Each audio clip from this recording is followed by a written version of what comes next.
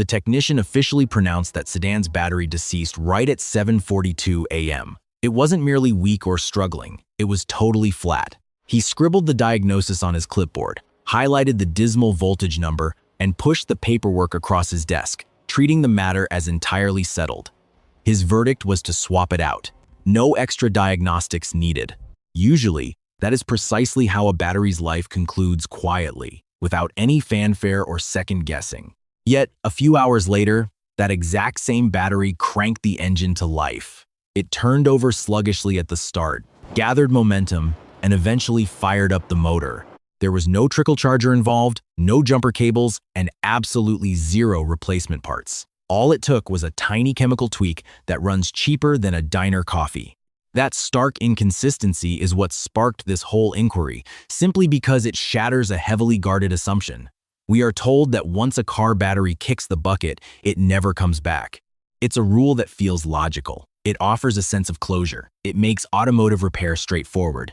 However, straightforward isn't always true to life, particularly when you factor in chemistry. When people picture a ruined battery, they envision something completely spent, like a snapped wire or a blown fuse, a definitive end, a permanent breakdown. Reality, though, is far less spectacular and significantly more fascinating. The vast majority of these batteries never truly die. They drift. They gradually fall out of equilibrium, microscopic layer by microscopic layer, until the internal reactions become so sluggish that it mimics death to the untrained eye. The lead plates remain intact. The acidic liquid is still sloshing around. The electrical avenues haven't vanished. But the invisible engine, the chemical reaction itself, is no longer free to move. Imagine it like a blocked artery.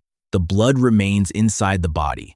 The heart continues to pump, but the flow is severely choked off. And when you twist the ignition key, that restriction feels indistinguishable from a total mechanical failure.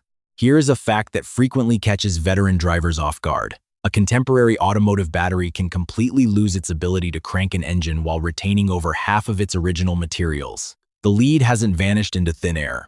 The acid didn't just evaporate. The stored energy hasn't disappeared. It is simply locked behind a thin barricade of chemical scale, a barrier that accumulates over months of incomplete charging, quick grocery runs, and weeks left sitting idle in the driveway. This barricade goes by a term most owners will never encounter: sulfation. It begins as a light dusting microscopic crystals taking root on the faces of the lead plates. At this stage, it's completely benign, invisible even. But as time passes, those crystals harden, thicken, and refuse to budge. Eventually, they form a layer of insulation, effectively blocking the very chemical reaction responsible for producing electricity. From an external view, the plastic box looks perfectly healthy. Internally, however, the chemistry is gasping for air, and if the reaction can't breathe, your starter motor isn't going to spin. This explains why your vehicle might run flawlessly one week, only to refuse to start the following Tuesday. It's not that a component suddenly shattered overnight. It's that this creeping accumulation finally crossed a threshold the electrical system could no longer punch through. A creeping problem suddenly became an immediate moment of failure. Now, here is the specific detail that revolutionized how a lot of field technicians view dead batteries. In its early phases, sulfation isn't a permanent sentence. It is reversible. Not entirely, and certainly not forever, but enough to bring back functionality if the environment is right. This realization didn't emerge from a pristine laboratory. It was born out in dusty equipment, yards, and rural maintenance sheds, places where ordering new replacement parts was brutally expensive, and taking a machine offline was simply unacceptable. Agricultural workers, fleet mechanics, and remote generator operators couldn't stomach the cost of tossing a battery every single time the voltage dipped. They desperately needed a method to wake their gear up long enough to wrap up the job at hand. Consequently, they experimented, methodically, under the radar, over and over again. One of those trials yielded a result that continues to blindside people today. A single dollar's worth of a standard household acid managed to restore enough internal conductivity to crank an engine that had been utterly silent all morning. It wasn't recharged. It wasn't jump-started. It was cleaned from the inside out. And the chemical responsible for this was already sitting on the shelf in almost every kitchen: white vinegar. At first glance, This sounds entirely too ridiculous to take seriously. Vinegar belongs in a salad dressing, not automotive repair. But basic chemistry doesn't respect our categories. It only cares about reactions. And vinegar happens to contain acetic acid, a mild compound capable of dissolving mineral deposits without chewing through the underlying material. That unique trait makes it incredibly handy in places most folks never think to look. Inside coffee kettles, inside plumbing fixtures, inside washing machines, and, if the parameters are right, inside a car battery. The operative phrase there is if the parameters are right, because this technique does not work on every single battery. It is not a miracle cure. It is a highly targeted correction for a highly specific failure pattern, one that plagues drivers far more frequently than anyone realizes. Before we dive into the exact application, you have to grasp the actual reason these batteries give out. I'm not talking about the shiny brochure explanation. I mean the actual mechanical reality. A traditional lead-acid battery is basically just a contained chemical reaction locked inside a plastic shell. You have lead plates soaking in a bath of sulfuric acid. As the battery drains, these plates gradually change into lead sulfate, and in doing so, they release electrons, which is the current that spins your starter. When the alternator charges it back up, the process flips in reverse. That sulfate dissolves, and the plates revert to their initial state. This dance happens hundreds of times over the lifespan of the battery. However, it isn't a flawless loop. If the unit remains in a state of partial discharge for extended periods, like during winter hibernation, rare usage, or constant trips down the block, a portion of that lead sulfate hardens into stubborn crystals that absolutely refuse to melt away during a regular charge cycle. These crystals grip the plates just like barnacles attaching to a boat's hull. Once enough of them gather, the internal reaction slows to an absolute crawl. The voltage plummets. Current drops off. Cranking power vanishes. Looking at it from the driveway, the battery seems dead. But inside the casing, it is merely suffocating. Recognizing that difference is crucial, because suffocation is a condition you can sometimes reverse. This is precisely where our $1 fix comes into play.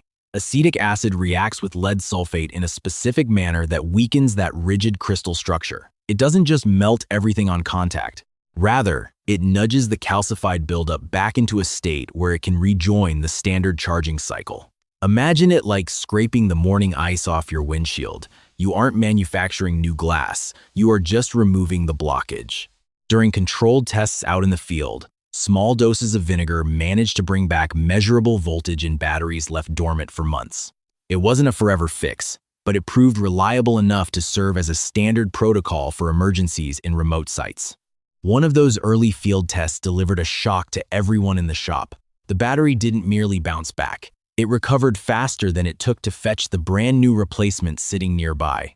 That single outcome made seasoned mechanics question an assumption they had held for decades: the idea that swapping parts is always the quickest route. The truth is, sometimes correcting the issue is actually faster. Sometimes grasping the underlying chemistry preserves more time than simply trading out hardware. But getting this method to work hinges entirely on preparation. And here is where the vast majority of attempts crash. Before they even get off the ground, the physical state of the battery dictates everything. If the plastic housing is bulging, the internal plates have almost certainly warped from excessive heat. No kitchen chemical can undo that damage. If the casing is cracked or seeping fluid, the structural integrity is compromised. Once again, buying a new one is your only safe bet. But if the box looks pristine, no swelling, no fractures, no overwhelming smell of sulfur, then the internal workings are typically still sound. That structural stability provides an opening, and that opening is exactly what we check for next. Your very first move isn't to pour anything, it is to observe. Inspect the top cover of the battery. Dirt, corrosion buildup, and dampness can actually form microscopic electrical bridges that slowly siphon off power while the engine is completely shut off. Wiping that surface down with a dry rag eliminates that stealthy drain. It might sound trivial, but in the maintenance logs of one massive fleet, a simple surface wipe down brought back enough current to crank a heavy delivery truck without a single drop of chemicals. Small, basic details frequently outweigh dramatic interventions. Once the outside is pristine, detach the negative terminal first, followed by the positive. Following that exact sequence stops accidental sparking if your wrench happens to tap the vehicle's frame. Next, set the battery down on a level surface in a well-ventilated area. Not because it is inherently explosive, but because the gases generated during chemical shifts need open air to disperse safely. Now arrives the step that uncovers the actual health of the battery. Pry off the caps, shielding the individual cells. Peering into each hole, you should spot a liquid, the electrolyte, resting right above the lead plates.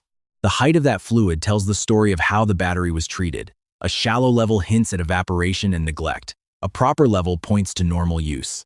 Yet the absolute most critical detail is whether the lead plates are fully submerged. If they are poking up into the air, the chemical reaction halts. No fluid equals no current, which means no start. This is where our investigation takes a surprising detour. During one particular field diagnosis, technicians noticed something bizarre inside a battery that point-blank refused to crank.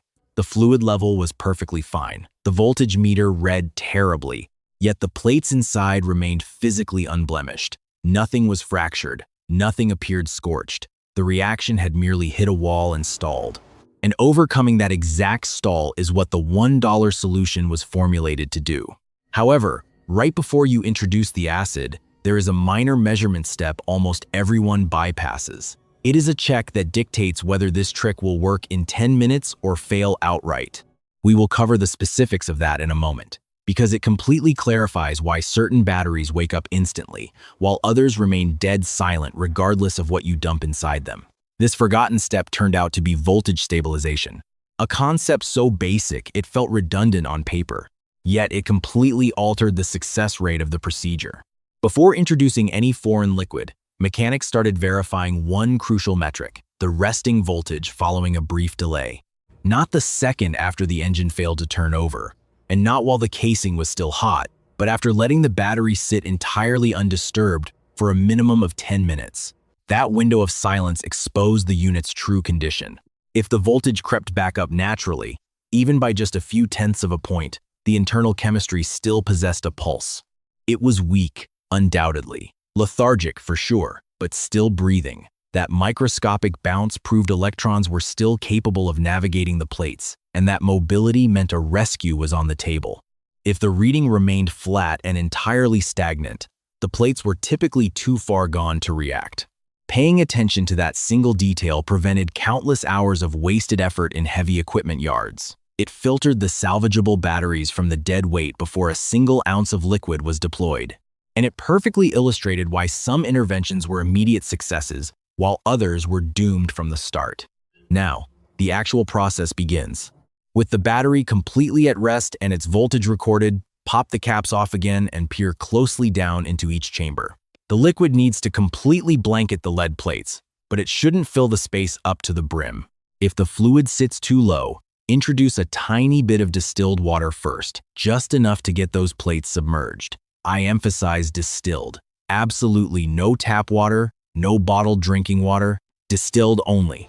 That distinction is crucial because ordinary tap water contains dissolved minerals that will actively fight the chemical reaction you are trying to encourage. Over time, those foreign minerals bake onto the plates, forming the exact kind of blockage you are trying to dissolve.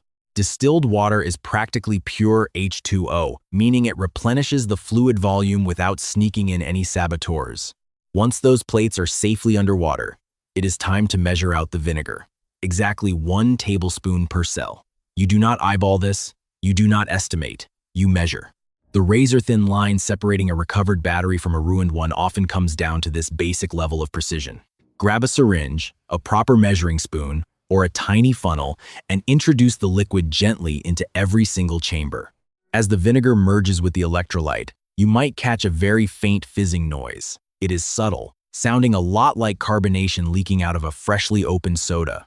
That gentle hiss is your confirmation that the reaction has kicked off. Microscopic bubbles are forming along the plate surfaces, loosening the crystallized scale and clearing out the conductive pathways.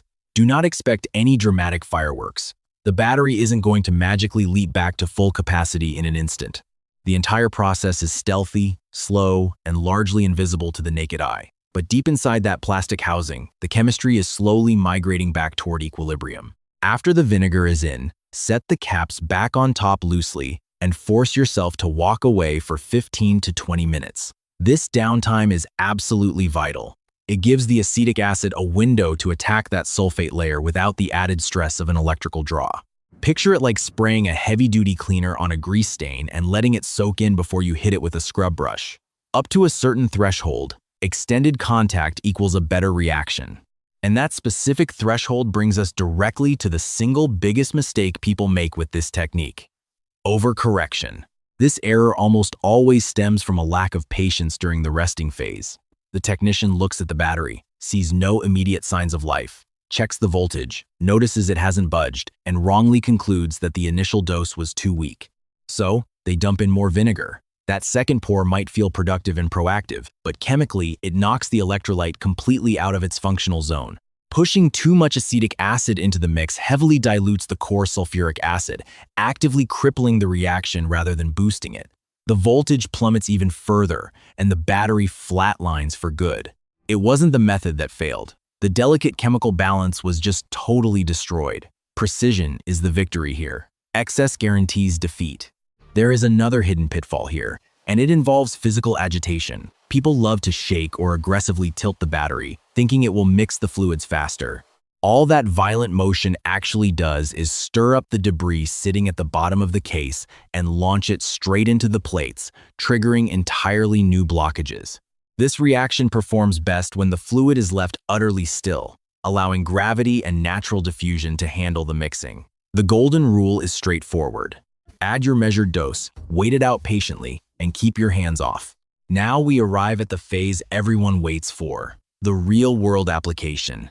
A mid-sized pickup truck had been parked out behind a storage facility for 5 solid months. The owner only really drove it during the summer for hauling materials. Once the winter finally broke and he tried to turn the ignition, the engine replied with one heavy, hollow click. No cranking, no turnover, utter silence. The multimeter showed the battery sitting at 10.1 volts, dropping miles below the minimum juice required to spin that motor. The headlights offered a pathetic, sickly yellow glow before fading to black in a matter of seconds. It was a textbook case of deep sulfation from extended neglect. However, the physical casing was flawless. No bulging sides, no stress fractures, no acid weeping out. The electrolyte levels were a fraction low, but the vital plates were still beneath the surface. All those factors combined made this unit a prime candidate for a chemical intervention. The terminals were scrubbed clean, the cables were pulled, and the battery was hoisted onto an outdoor wooden workbench. Exactly 1 tablespoon of white vinegar was dispatched into each of the cells. The caps were lightly set back into place, and the timer was triggered. For the initial 10 minutes, absolutely nothing shifted. The voltmeter needle stayed pinned at a miserable 10.1 volts. Looking at it, the battery appeared just as hopelessly dead as it was in the truck. Any casual observer would have called the experiment a bust. But right around the 12-minute mark, a noise surfaced. A very quiet crackling sound echoing from the depths of the casing. It wasn't aggressive or dangerous, just the steady release of gas signaling that the chemical engine was turning over again. The meter twitched. 10.2 volts. A microscopic jump, entirely unexciting to look at, but absolutely undeniable. 2 minutes passed, and it ticked up again to 10.4 volts. The climb progressed in slow, agonizingly steady fractions, every single tenth of a volt, proving that the internal reaction was reconstructing itself layer by layer. It lacked flash, but it possessed momentum, much like a freezing engine slowly thawing out. At the 20-minute mark, the reading peaked at 11.2 volts. It was still underpowered. It was still undeniably weak, but it was no longer deceased. The heavy cables were clamped back on positive first, then the negative. The driver slid into the seat, gripped the key, and paused, taking in the absolute silence of the cab. He cranked it. The starter engaged. It was sluggish at first, a grueling, strained rotation echoing the sound of cold metal fighting against months of inertia. The engine fought through one agonizing revolution, then a second one, spinning just a fraction quicker. On the third push, the cylinders fired. The engine roared to life, kicking a puff of exhaust out into the chilly air. The headlights flared up with blinding intensity, and the instrument cluster glowed with steady, unwavering power. A piece of machinery that was a glorified paperweight 20 minutes prior was now idling comfortably on its own. That specific moment fundamentally shifted how a lot of mechanics viewed these so-called dead batteries. The revival didn't reek of dumb luck. It felt deliberate, repeatable, and when you can repeat a trick, an experiment graduates into a standard operating procedure. That truck ran perfectly fine for 4 more days before the battery was officially retired. Throughout that window, it cranked over without hesitation every morning and handled numerous quick trips around the yard.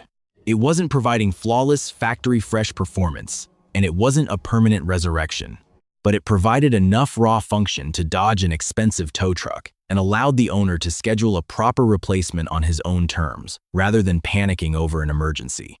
That exact scenario illustrates the true objective of this vinegar trick: time. It isn't about permanence. It isn't about cheating death forever. It is solely about buying time. Time to get the vehicle out of traffic. Time to limp it to your preferred garage. Time to finish out the workday before tearing into the hardware. And in the real world, that temporary buffer is usually the only difference between a minor annoyance and a totally derailed week. There is one more symptom you need to monitor after doing this treatment, and that is heat generation. If the plastic casing feels abnormally hot to the touch during its first hour of running, it means the internal electrical resistance is still fighting you. That heat proves the lead plates are straining heavily to output current. According to fleet records, batteries that got moderately warm typically only survived a few extra days, whereas the ones that remained cool to the touch held their recovery significantly longer. It is a minor detail, but it acts as a reliable gauge for how long your borrowed time will last. You might also catch a distinct odor while the engine is running, something a bit sharp, slightly metallic. That scent is just the byproduct gases venting out as the new chemical state settles in. If you are outside, the wind will carry it off immediately. If you are in a garage, just keep the doors open for safe ventilation. It isn't a cause for alarm. It is just quiet confirmation that the chemistry is back to work. And this chemical reboot highlights a much broader truth about how machines operate. The vast majority of mechanical failures do not happen in a split second. They build up in the shadows, masking themselves behind seemingly normal operation until they finally hit a breaking point. A drain pipe chokes off only after years of accumulating scale. A steel hinge freezes up only after months of running dry. A car battery refuses to crank only after enduring hundreds of shallow, incomplete charge cycles. The final snap always feels instantaneous, but the root cause has been brewing for months. When you finally internalize that concept, it completely rewires how you handle breakdowns. Instead of immediately running out to buy a replacement part, you start hunting for the imbalance. Instead of just tossing components in the trash, you look for a way to correct them. Instead of merely reacting to a failure, you start anticipating the drift. That specific mentality is the dividing line between someone doing routine maintenance and someone constantly putting out fires. And it perfectly illustrates why such minor, cheap interventions can yield such massive turnarounds. It isn't because they are magic tricks. It's because they aim directly at the foundational issue, the exact microscopic point where the machinery slipped out of tune. There is one final crucial step that almost everyone forgets. The second you get that vehicle started, you need to drive it for a bare minimum of 20 minutes without touching that ignition key. That sustained drive time forces the alternator to pump a deep, continuous charge into the cells, fully stabilizing that newly awakened chemical reaction. If you just take it for a 2-minute spin around the block and shut it off, you immediately reverse all your hard work, shoving the battery right back into a deficit and kickstarting the sulfation all over again. Momentum is just as critical in a chemical reaction as it is in a moving vehicle. When you finally get that reaction moving again, you have to feed it the time it needs to fortify itself. Give it that uninterrupted charge, and the fix will hold far longer than it has any right to. Cut it short, and the battery will fade out quicker than before. That principle stretches way beyond automotive batteries. In household plumbing, a minor maintenance flush stops a catastrophic pipe blockage. With a combustion engine, a brief idling period prevents devastating metal-on-metal wear. In electrical grids, a fractional adjustment staves off a total blackout. The rhythm is universal. Calm, calculated maintenance will always defeat chaotic, dramatic repairs. So, file this vinegar trick away in your mental toolbox right next to your other pragmatic skills. Don't view it as a permanent cure, but treat it as your ace in the hole, a reliable contingency plan to force a stalled machine back into motion when the timing couldn't possibly be worse. It serves as a stark reminder that the invisible world of chemistry, not just the hard metal components, frequently dictates whether your gear runs or dies. Because at the end of the day, the dividing line between being hopelessly stranded on the roadside and driving yourself home isn't always a brand new auto part. Sometimes, it is just a calculated correction, a microscopic adjustment, and a single dollar's worth of liquid deployed at the exact right moment. There is another diagnostic file we need to open next. This one involves a battery that tested with absolutely perfect health, yet mysteriously drained to zero every single night the car sat in the driveway. No interior lights were left on, no glaring electrical shorts, just a relentless phantom power drain repeating every single morning. The culprit was hiding in a spot most drivers will never think to investigate. Find that file next.